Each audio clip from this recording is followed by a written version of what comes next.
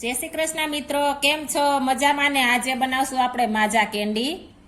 માજા કેન્ડી બનાવવા માટે મેં એક બાજા લીધી છે,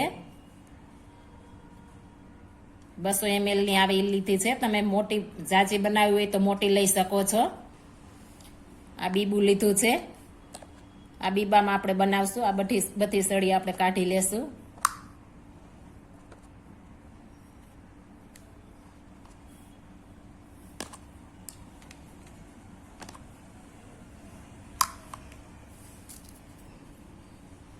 હવે આપણે આ માજા સોડા તેમાં નાખીશું.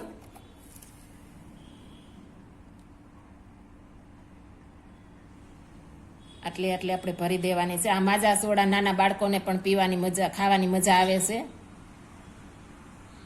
આ માજા કેન્ડી એકદમ મસ્ત બને છે, આપણે બહાર મળે એવી જ બને છે, એકદમ સરસ. આટલી આપણે ભરી લેશું. ઉનાળામાં બહુ જ મજા આવે છે ખાવાની આ માજા કેન્ડી.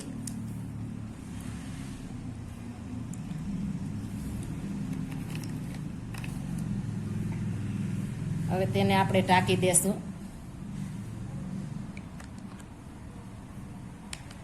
આને આપણે એક દિવસ માટે આપણે ફ્રીઝરમાં મૂકી દેશું, એટલે એકદમ મસ્ત કેન્ડી બની જશે.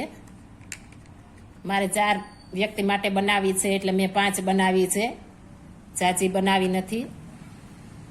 હવે આને આપણે ફ્રીઝરમાં મૂકી દેશું.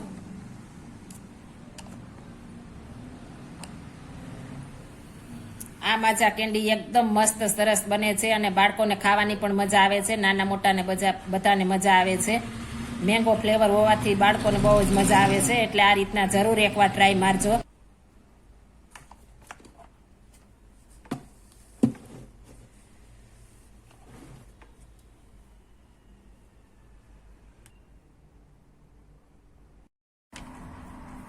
ચોવીસ કલાક થઈ ગઈ છે, આપણી કેન્ડી એકદમ મસ્ત મજાની તૈયાર થઈ ગઈ છે. માજા કેન્ડી એકદમ સુપર બની છે, તમે જોઈ શકો છો, એકદમ મસ્ત બની છે. એકવાર જરૂર ટ્રાય મારજો. જો આ મારી રેસીપી પસંદ આવી હોય તો મારી ચેનલ લાઈક, શેર અને સબસ્ક્રાઈબ કરી દેજો. ફરી મળીશું નવી રેસીપી લઈને. જય શ્રી કૃષ્ણ.